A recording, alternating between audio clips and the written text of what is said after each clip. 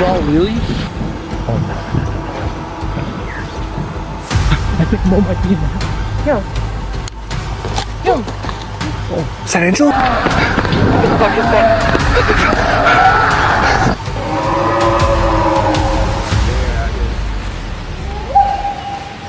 Tonight, we look at 6 disturbing camping encounters caught on camera. Real moments, real danger.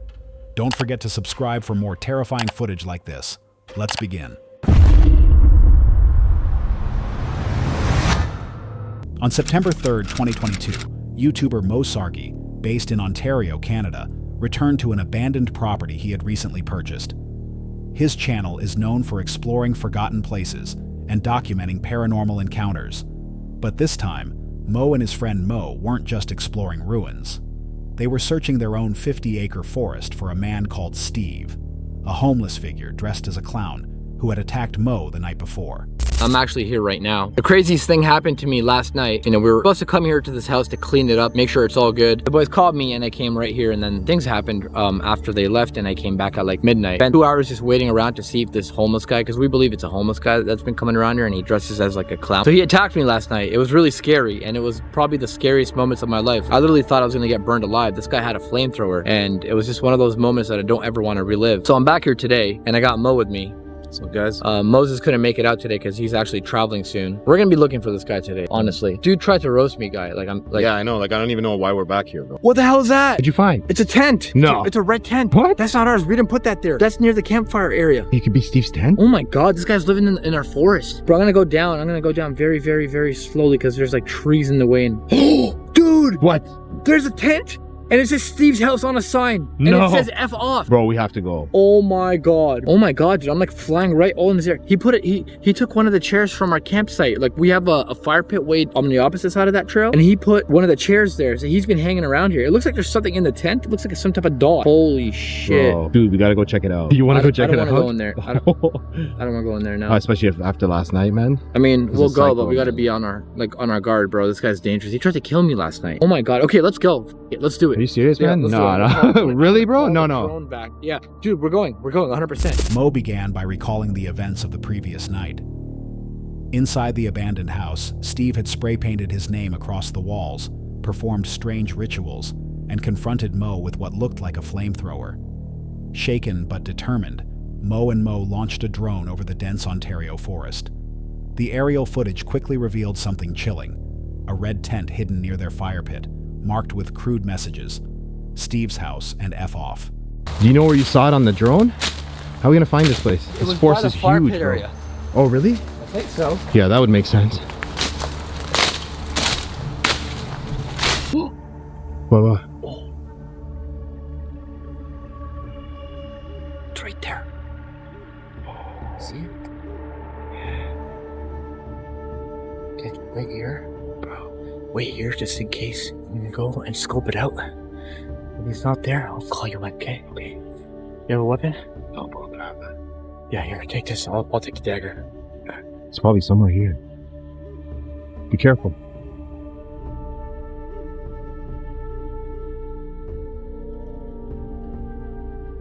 What is this guy, a child?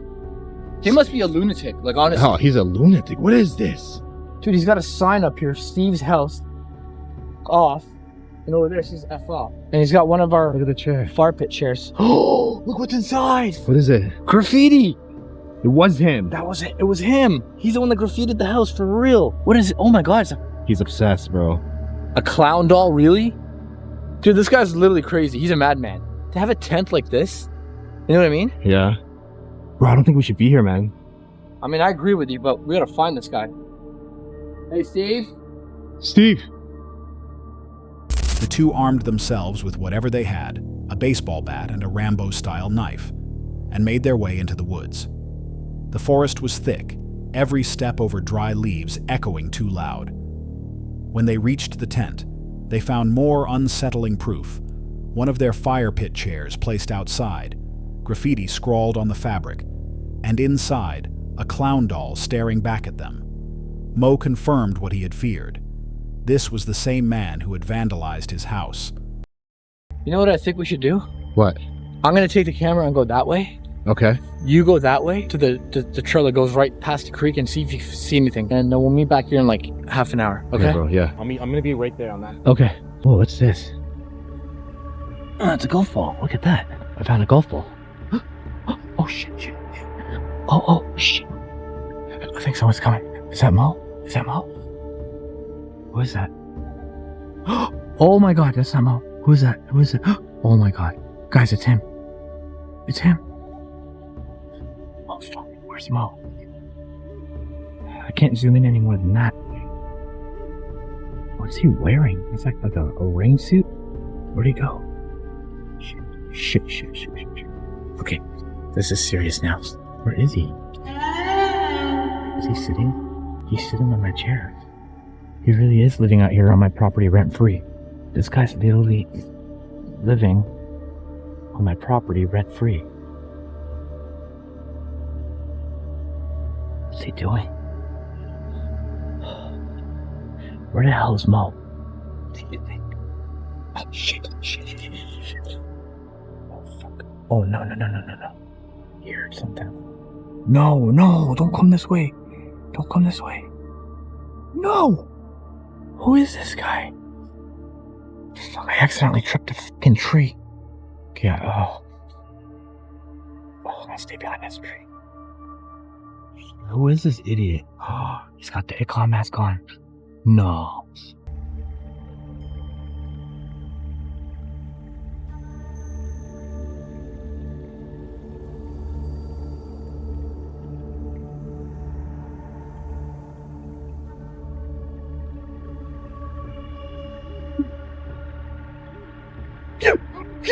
Get the Mo! Oh shit! Mo! Oh no! Oh god no! Oh god no! Where's Mo? Mo went down to the creek. Mo!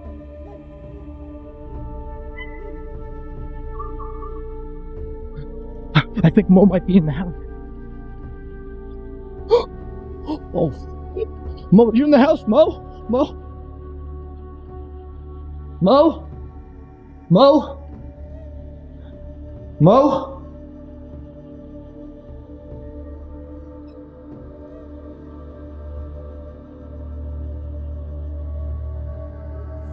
He was looking through my truck. Oh, he's coming in. Oh, shit, no. He saw me. No. Oh, no. Okay, I'm gonna get up to the attic. Okay. The decision was made to split up. Mo would check near the creek while Mo stayed to film around the tent. Alone once again, Mo suddenly heard movement in the brush. Then the figure emerged, a man in yellow coveralls masked like a clown, moving deliberately closer. Panic surged. Mo dropped into flight, crashing through the trees, his camera shaking as he ran. He reached the abandoned house and climbed into the attic, heart pounding, trying to stay silent. Shit, he's in the house. He's in the house. Oh no. Shit, I'm gonna turn off my flashlight. Shit, come on, turn it off.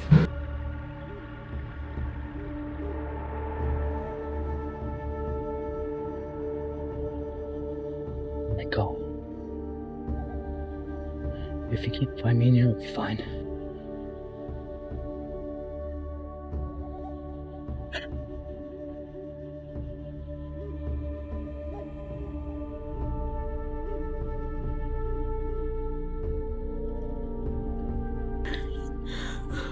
I gotta be perfectly quiet. Shit.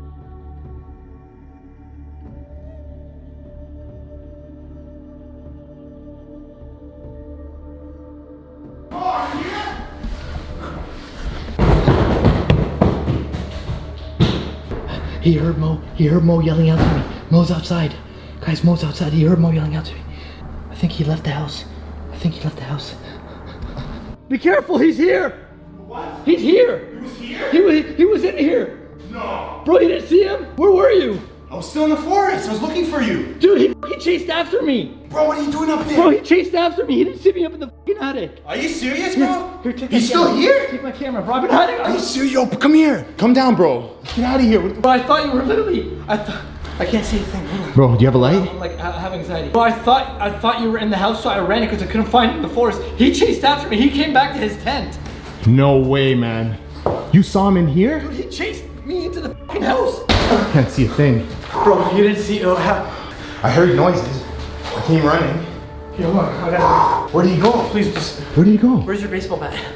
I threw it. I heard noise. I just ran, bro. Are you okay? Did he see you? He saw me. He saw me running into the fucking house. I turned back and he was waiting for me at the edge of the forest. I ran up and hid in the attic. He didn't. I don't think he even saw the attic, dude. He's wearing like a mask and he's wearing a weird like yellow jump, like a wetsuit. What? Bro, this guy's a psycho, man. He's more than a What are we psycho. doing here? Bro. There he is. He's outside. He's outside. He's outside. There he is, bro. He's running into the forest. You scared him off. You actually scared him off. He literally dipped all the way into the forest. You have a flashlight? I dropped everything downstairs. Grab a flashlight. Quick. Oh my god. Dude, he freaking went into the forest. No, I don't see him. He dipped in there. All I have is my cell phone light. Bro! Where is he? Take the camera. You have a flashlight. Take the flashlight.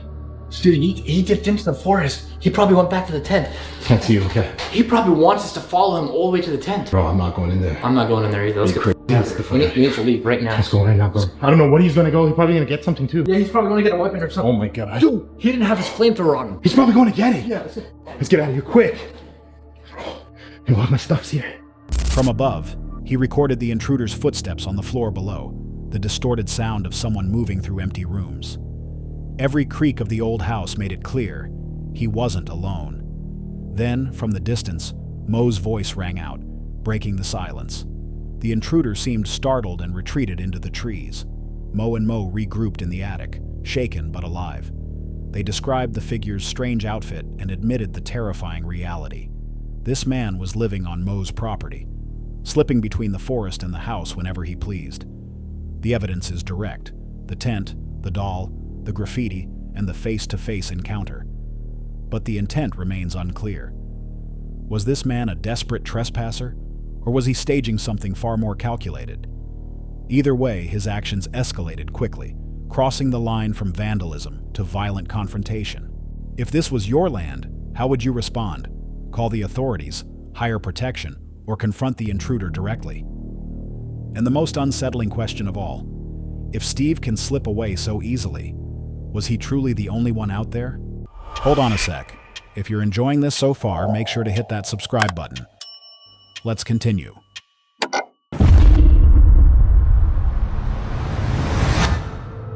September 21st, 2025, deep in northwest Tasmania. A rainforest cloaked in mist and silence, where waterfalls carve through dark gullies and moss consumes ancient trees. On his YouTube channel, Rob Parsons, a prospector, adventurer, and historian, turns his lens toward one of the region's most haunting mysteries. It is the story of 31-year-old Belgian traveler Céline Crémet, who vanished along the Philosopher Falls track in June 2023. What should have been a short walk instead became a disappearance that still defies explanation. Okay, so before we get started retracing Céline's steps out in the wilderness, I think it's pretty important to just run you guys quickly through her cell phone data and point out a few key things, just to help build like a foundation, I guess, of her movements leading up to when she disappeared. And there's also a few interesting things that I've kind of spotted in this data that I think are worth talking about. She's arrived at the car park at 1:59. She sits in her car for 20 minutes. I'm assuming probably eating before she goes for the walk. You can see her walking through the loop towards the start of the trail at 2:18, and then at 2:19 her last GPS point is given on the Philosopher's Falls track. It's not until an hour and 10 minutes later at 3:32 on the opposite side of the hill, about a mile from the Philosopher's Falls. So what happened in between 2:19 and 3:32? Well, first of all, Céline's put her phone away. She's no longer using Google Maps. She's on a trail, she puts her maps away, and she's walking. She's walking along the Philosopher's Falls walk, which is a very easy to follow walk. It crosses the Arthur River on a small little bridge, and then continues to follow alongside the river as you trace the water race. Regardless of what her thoughts were, at 3:32 she pulled out her phone again, and this is where she started dotting her GPS points. Now, as you can see, the map that I've got here isn't too clear, so I'm actually going to overlay this onto the list so that you guys can see exactly where Celine was heading in regards to topography. 3:48 she's there, 3:48, 3:49, 3:49, and then this is the last time she's on the water race, and she heads directly south at 3:50, and this is heading into relatively thick vegetation at this point. So Celine's movements head up the hill. We can see here at 4:04, instead of heading south, she decides to turn sharp east and head up the hill. Now, she does have some points here where she doesn't do a lot of moving.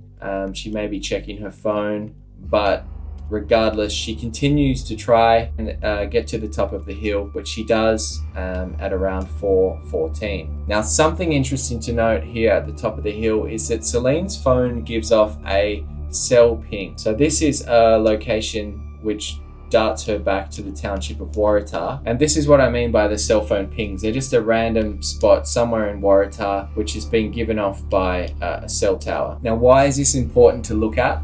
Well, because after the 17th, Celine's phone never gave off any more GPS coordinates. It only gave off cell tower pings. After that cell tower ping, Celine continued to give GPS points, but there were only 5 left, and she was heading south before what appears on the very last one, she decided to backtrack. At 1:59 p.m., Celine's car entered the loop at Philosopher Falls. It was later found in the same spot, undisturbed. At 2:18, she stepped onto the trail, and by 2:19, her phone logged its last point on the official boardwalk. For over an hour, no signals appeared. At 3:32 p.m., her phone resurfaced on the abandoned water race, a narrow cut through the hillside, easily mistaken for a continuation of the trail. She retraced her steps for a short distance, but at 3:50 p.m. veered south, climbing into thick vegetation. By 4:14, she reached the hilltop. Google Maps is still At 4:18, her final GPS point was recorded. After that, only faint cell pings remained. Unless she dropped her To test the accuracy of these coordinates, Rob Parsons returned to the forest with the GPS data in hand. We'll go and start the walk and see what we can find. We've got some warnings up here now.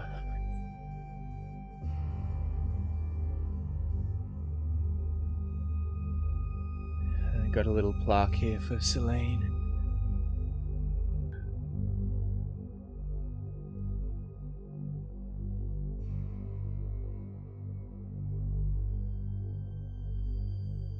Oh, it's so beautiful here with the light and the snow. So I'm about 10 minutes into the walk now, and I'm just coming up to where the track crosses the Arthur River. Now, this is the only time on the official walk that you cross a stream, and this is where the water race begins. It's on the other side of the Arthur River, which we're about to cross.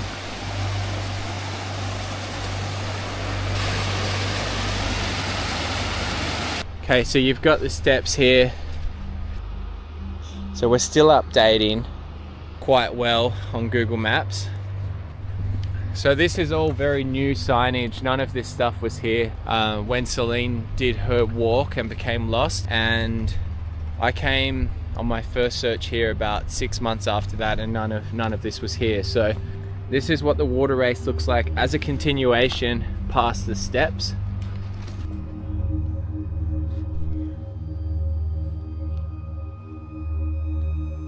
Ah, well. So Celine went up there. Celine went up this way. That makes sense. She's come back along this track here, but rather than continue on this way, she's gone up there. And the only reason that she would do that is because at this point it appears that you're going away from Philosopher's Falls, but if you go up that way, you head towards Philosopher's Falls. She's come to here. Google Maps is still working, you know? Google Maps is still fine. The very thing that led her to this position, unless she dropped her phone here somewhere. I wonder if she dropped her phone. There's no other logical explanation as to why the GPS point stopped unless Celine lost her phone somewhere around here. Now I know that the emergency services have done a gridded metal detect at the site of Celine's last GPS points, but they didn't find anything. So I guess at the moment there's kind of two options. One is that she lost her phone somewhere and it hasn't been found with the metal detectors, or she didn't lose her phone and she just entered one of the dead or grey areas of the GPS relay system. As he walked the same track, Google Maps updated consistently across bridges and steps, confirming the readings were reliable. He followed the water race as Celine did, noting how easy it would have been to assume it continued in a loop.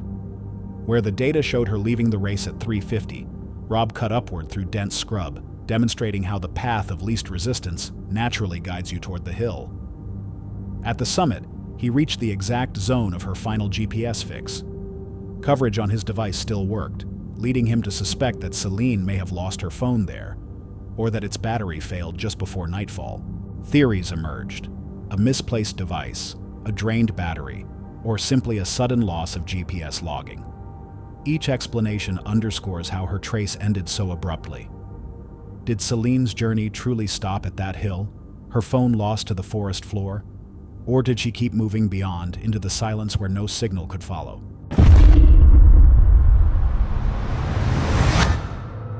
On August 13, 2025, the YouTube channel Pepper Steps, Outdoors and Adventure, released a very different kind of video. Known for documenting long-distance hiking and solo backpacking challenges, Pepper set out to push herself further than ever before. This time, it wasn't about relaxation or scenic plant facts. It was about speed, distance, and survival on the unforgiving Tahoe Rim Trail. 65 miles, 10,000 feet of elevation, and only 38 hours to see if she could endure it alone. Good morning. It is now 6 a.m. and I am starting my trek nice and early. This backpacking trip is going to be a little bit different than what I usually do, insofar as I'm not stopping for plant facts. Sorry, just this once. I am going for speed and distance on the Tahoe Rim Trail. Plan is to see how quickly I can hike 65 miles and 10,000 feet of elevation, and that's 105 kilometers and 3,050 meters of elevation. So yeah, it's gonna be a really, really fun one, and I'm really, really excited and also really, really nervous to challenge myself in this way. I've never done anything like this before. I mean, we'll see how it goes. It's 7:49 a.m. I've been hiking for a little under 2 hours, and I'm eating my first meal of the day. I'm having stroop waffles, almond butter, and dark chocolate. And I'm going to try eating at least a little bit once every 45 minutes to an hour to keep my energy levels up. And I'm also making sure that I drink a lot. And I've got electrolytes in my water. Usually I don't drink a lot when I'm hiking. I like to drink a lot when I get there, but this time I'm really forcing myself to take little sips. So, happy breakfast. She began at 6 a.m., the trail still cloaked in the quiet of early morning. Her goal was clear: 65 miles and 10,000 feet of climbing. Within 2 hours, she forced herself to stop and eat. Stroop waffles and almond butter pressed into service as fuel. She knew every 45 minutes to an hour, her body would demand more. I'm at mile 14 and it's 10 o'clock-ish. What time is it? It is 10:24 and I'm headed to the water well because my next guaranteed fill up is in 10 miles. And I probably do have enough water to get 10 miles, but I want to stay on top of my hydration. And additionally, I'm using tablets this time instead of the Sawyer squeeze that I typically use, which means that I need to wait 4 hours before that water will be drinkable. So even though I will be carrying extra weight as a result of filling up more, I'm totally okay with that because I like drinking. So let's go see what this looks like.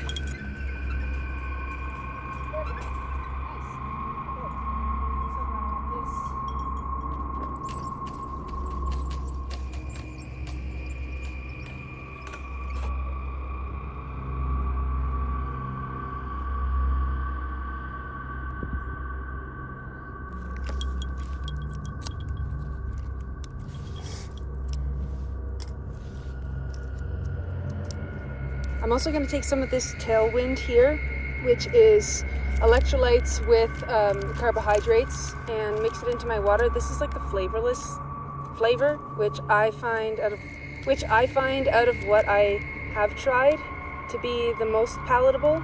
And then, and then I'm also going to put some Crystal Light in to make it taste like wild strawberries, because why not? Delicious.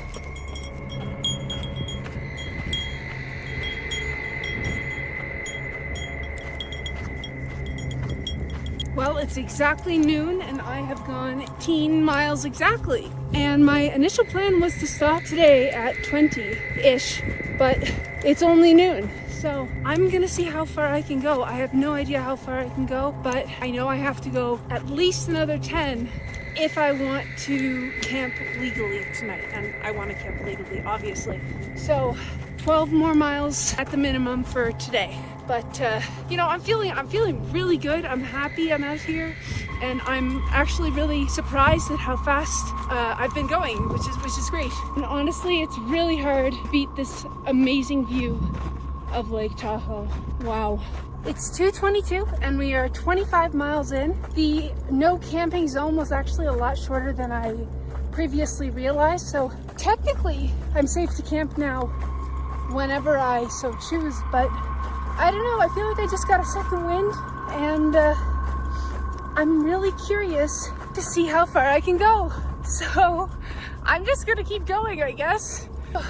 I'm not like super fresh. Obviously, I'm very tired, but my feet were really hurting earlier, and now that pain is kind of subsided. You know, my average pace for the entire day has been 18:44 per mile. Yeah, I'm pretty happy.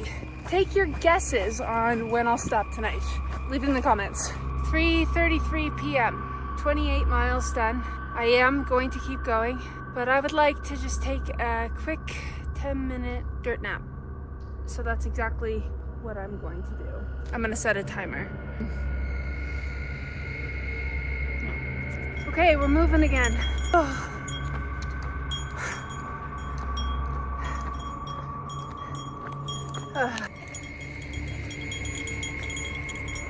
I'm just about at 30 miles, and I have at least 10 miles until the next water, and I have 1.25 liters of water left. And I stumbled upon this and I was like, oh my god, trail magic, my very first trail magic at that. Except every single one of these is empty, except for this one with some ominous, very ominous red liquid. It's fine. I'm fine and I'm safe and I'm okay. But you know, if you ever come across this and you take it of trail magic and you take some water from a cache, if you do finish a bottle, it's your responsibility to take it back. So I am kind of disappointed to see this much garbage, because like, who's coming out here to clean this? Leave no trace, folks. It's 6:07 p.m. and I am 34.88 miles in to my journey. I've decided that I'm going to keep going till I hit around mile 40, because that is where the next water source is. And currently I have about 750 milliliter, and I know that as soon as I take a break, I'm gonna just absolutely dummy that. So if I stop now, that means that tomorrow morning I'll have to hike 6 miles without water. Then I'll fill up my water at the creek and have to wait 4 hours for the catadine tablets to, you know, do their thing. So, you know, what's another 5 miles or whatever? This is by far the most I've ever hiked in a day, the most I've ever hiked on my own. You know, I was impressed when I got to the marathon number, but it looks like I'm gonna end up being closer to 2 marathons by the end of the day today. And yeah, I'm hurting a little bit. Even just holding this camera is a little bit difficult for me, but one day of suffering for an adventure I will remember for the rest of my life. And this is proving to me that I am capable of way more than I ever thought I was. So, attitude is a positive one. 40 miles later, I found camp. Now I need to go find the creek. I think it's a little bit that way, but any excuse to get that pack off of my back is an excuse that I will take. So let's go. These socks used to be completely green. By mid-morning, at mile 14, she filled bottles with untreated water and dropped purification tablets inside. 4 hours before it would be safe to drink. The weight on her back increased, but she kept moving, calculating every sip. At mile 25, the exhaustion began to blur into something else. The pain in her feet dulled, replaced by a second wind. She pushed faster, her average pace locked at 18 minutes a mile. Then came the false promise of trail magic. Bottles left by others, all of them empty, except one filled with a red liquid she dared not touch. Alone in the wilderness, even generosity had turned sour. By nightfall, she had covered 40 miles, more than she had ever done in a single day. Her body trembled with fatigue, yet her words remained steady. One day of suffering for a lifetime of memory. Good morning. Oh my goodness, do I have a story to share. We got to camp last night, got to filling up my water, then I went to go charge my phone, and I brought a bigger battery pack. It's 2,800 milliamp hours, or 28,000 I think. Uniquely, it does not have any Type-C. It only has Type-C to USB.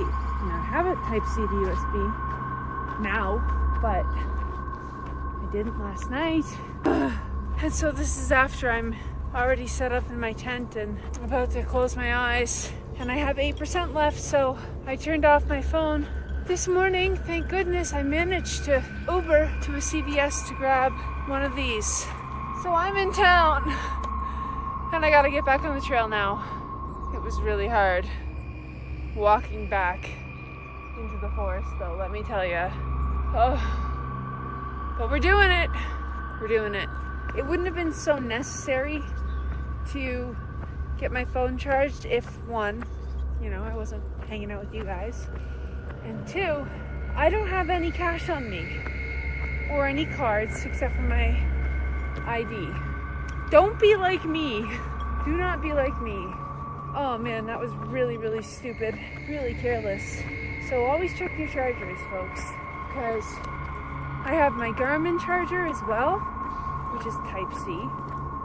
So I can't charge that. But now I can. So that's good. Gonna try and finish strong today. It's like 8 now.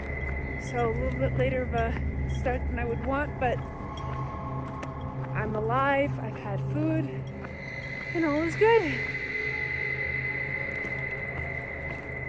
Mile 44, 4 of today, but 44 total. It's been all uphill and it's made for a really slow start, but I'm starting to warm up, starting to feel less sore, a little more human. If I'm being completely honest, I really considered stopping going because I troubleshooted for every single symptom that I felt back there. Tired, cold, sore, lonely, all of that. I wrote it all down, fully knowing, and there wasn't a single feeling that I felt that I didn't anticipate. And I have kind of like a mental stop in my brain, and that stop is this.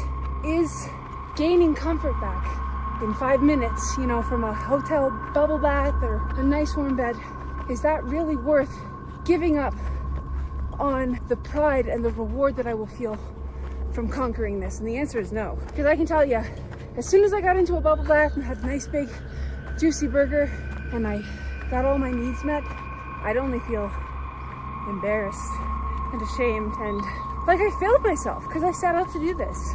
I made a promise to myself, and this is me respecting that promise. Lucky. What? But the thing that is keeping me going, I think more than anything else, is that I'm doing this for my 11-year-old self. You know, she didn't have the greatest childhood. She had to deal with quite a lot of adversity, and without getting too much into it or too sappy or whatever, a fair share of abuse too, and dealt with a lot more than what an 11-year-old should have to deal with. And she always wondered what was in store for her in life, and if maybe there was a way out. And if there was a way out, what was behind those doors? And she vowed to herself that one day she would escape and she would go travel the world. And you know, it would be really cool to go back in time and tell her that I'm hiking through California and Nevada, places that she had only ever dreamed of visiting. Actually, really dreamed of visiting California. And she gets to go and do things that are surprising her 26-year-old self. That will always keep me going. And anytime I'm really hurting or I'm really tired, I just have to remember what it might be like if I had the chance to tell her that she made it alive and okay and better, much better than just okay. 20 more miles. Let's do this. But you know, all that being said, I would not mind taking a ski lift to the top. Nevada, California, and like 10-ish more miles to go. Woohoo! Pretty view too, eh? Huh. Careful, I don't want to fall. That wouldn't be good. I know I said at the beginning of this video that there would be no plant facts, but I'd like to share just one as I'm walking through. These aspen here. Aspen have what is called quaking leaves, and this is because their stems are built different and it gives their leaves this like spade or heart shape. And you notice that they flutter quite rapidly at even the slightest breeze. And this is an adaptation that's stable so that they don't break or fall over in intense winds, and it maximizes their sun exposure. And the constant moving also protects them against fungal infection. And the really interesting thing about aspen is that if you see one and then you see another one like right beside it, it's likely they're actually of the same organism because they sprout in colonies underground. I guess that was more than one fact. But now what you know is more than what you knew. Oh, where's the exit? So it looks like I've got about 5 miles left until I reach the pavement or civilization, I guess. But I think I might have done some math wrong because that's not working out to the total mileage that I had hoped to do on this adventure. So might be doing some urban hiking, which is fine by me, honestly. I would love to walk on some solid, flat, non-sandy ground. The last 5 or so miles, it's better now, but the last 5 or so miles, I really had to be like locked in because I was walking on effectively sand. I think I took a fire road. So that's my own fault. But back on the trail now, and not too much more to go. Now I can start thinking about that big juicy burger that I'm gonna get.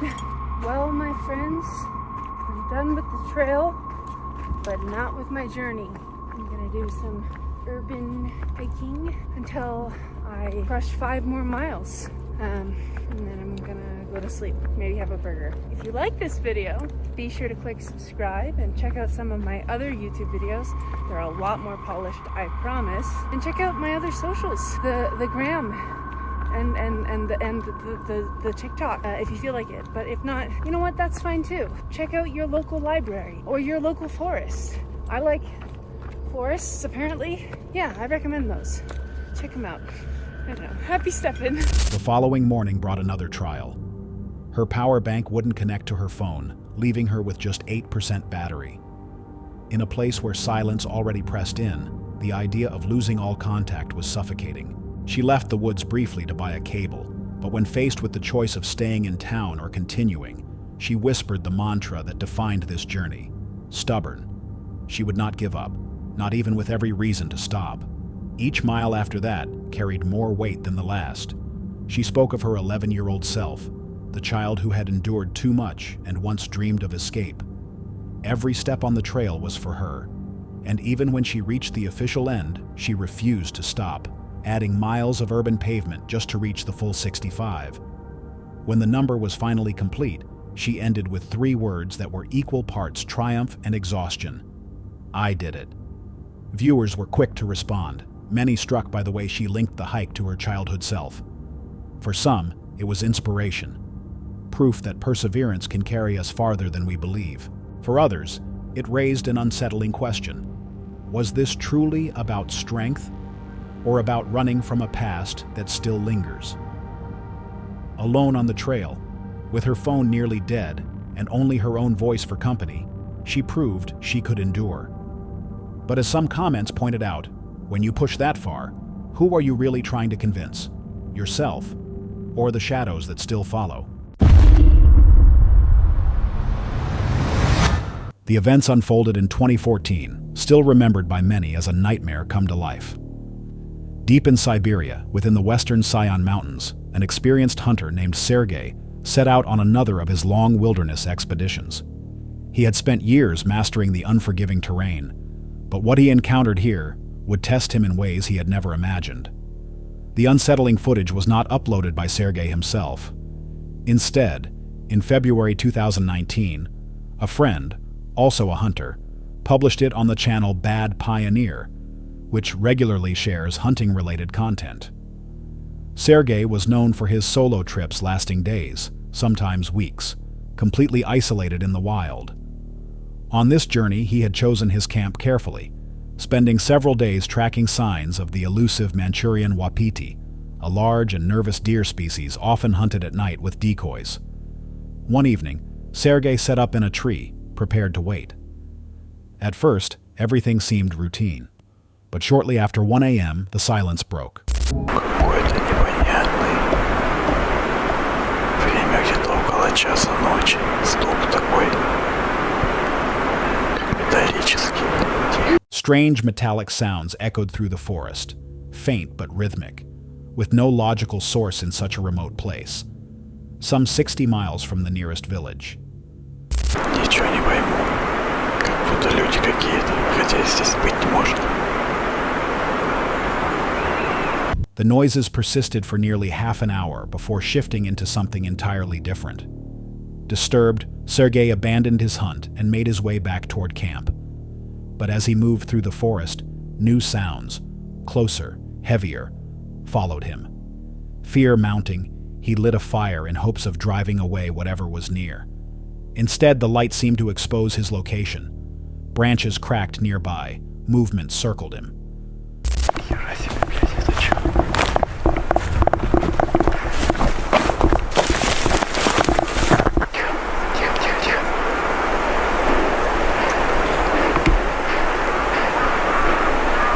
Тихо. Твою мать.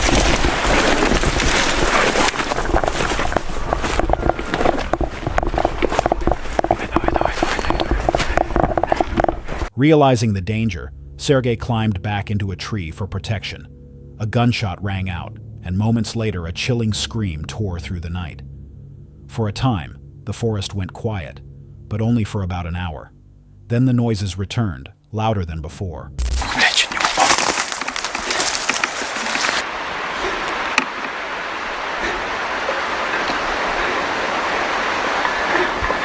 О, блядь. Тихо, братан. Запыхался нахуй. Тихо.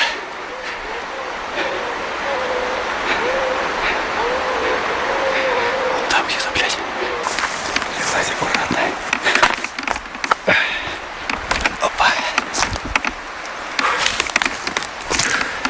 Давай, блядь. Быстрее, нахуй. Туда давай, блядь. На дерево, нахуй. Не боись. Тихо, осторожно. Блядь, не вниз не улети. Тихо. Блядь. Да, блядь.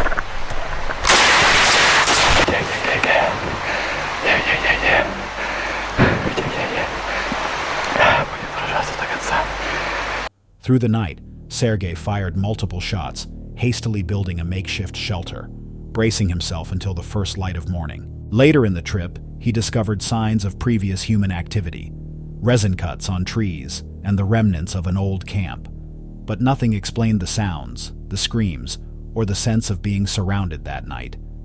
In the comments where this footage was shared, many speculated about what Sergei had faced. Some suggested it could have been a skinwalker, an entity from Native American folklore said to mimic voices to lure victims. Others proposed Bigfoot, citing the intensity and persistence of the noises. Still, skeptics argue it may have been nothing more than another hunter, equally unnerved in the darkness. What do you believe Sergei truly encountered in the Siberian wilderness? Was it just an animal, another human, or something far stranger still lurking in those remote mountains? Trevor, the creator behind the channel, Summoner Nothing, is known for documenting his treks across rugged terrain and forested paths. His channel already holds dozens of journeys into the outdoors, but in this particular episode, he set off alone across the mist-covered expanse of Dartmore, with plans to spend the night deep in the wilderness. The video was simply titled, "I Am Not Alone, Eerie Scary Solo Camp." The path was challenging, yet after some effort, he reached a secluded clearing among the fog-laden hills and pitched his tent. As night descended, a thick mist swallowed the landscape, and the silence around him became almost oppressive. Trevor lay down, expecting nothing more than a quiet night, when an unexpected noise outside his tent shattered the calm. Hey! Someone eating my poles. What are you doing? Don't eat my poles. No. No. No. No. Go on. Go away. You're eating my ropes. You're going to snap all my ropes, you little git. Come on. Nick off. Go on. You're not coming in here. Good boy.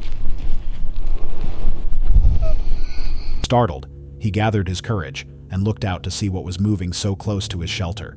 What he discovered was not a predator, nor a stranger lurking in the dark, but a wild horse, curious and fearless, sniffing around his camp. What began as an unnerving moment quickly turned into relief, and once the animal lost interest and moved on, the rest of the night passed without further disturbance. By morning, Trevor packed his gear and left Dartmore behind, safe and unharmed. Though this encounter ended harmlessly, it highlights how unpredictable the wilderness can be. Dartmoor is home to free-roaming ponies, and while typically harmless, their curiosity can startle campers unprepared for close contact. What would you have done in Trevor's place? Stood your ground or quietly stayed hidden inside the tent? In the middle of a forested area, there was a small curve in a stream. Nearby stood a dense grove and a hunting platform. A man and his wife filmed everything as it unfolded. They climbed into the stand and patiently waited for wildlife to appear, recording whatever crossed their view. Among the footage, you can see squirrels, a pair of raccoons, and other small animals. But soon, something unusual happened.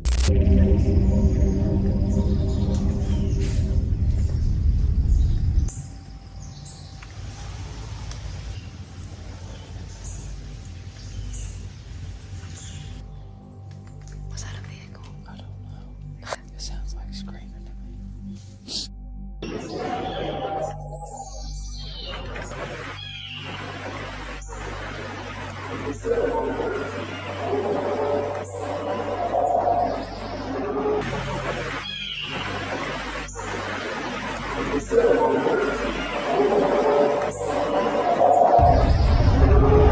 Strange sounds echoed in the distance, unlike anything they expected. At first, they considered the possibility of a vehicle, maybe even a motorboat passing along the water. Yet the noise resembled more of a scream than an engine. Could it have been something entirely different? Perhaps a mountain lion, a wolf, or even a bear? The source of the sound remained uncertain, leaving only questions behind. Another clip, similar in nature, was uploaded by a man named Jim Hammer.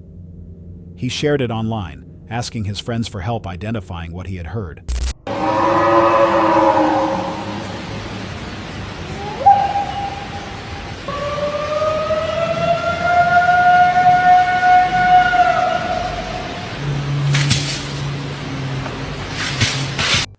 From deep in the forest, a roar of unknown origin carried through the trees. The shriek lasted several seconds before being followed by the sharp crack of branches breaking. Viewers in the comments offered theories. Some argued it must have been a forest animal, possibly even a moose during mating season. Others were not so sure. The clip spread quickly across the internet under the title, "The Roar of Bigfoot." So what do you think? Who or what was responsible for making that sound? That's all for tonight's video. Which encounter gave you chills? Let us know in the comments below. Got your own experience? We want to hear it. And whatever you do, don't miss what's coming next.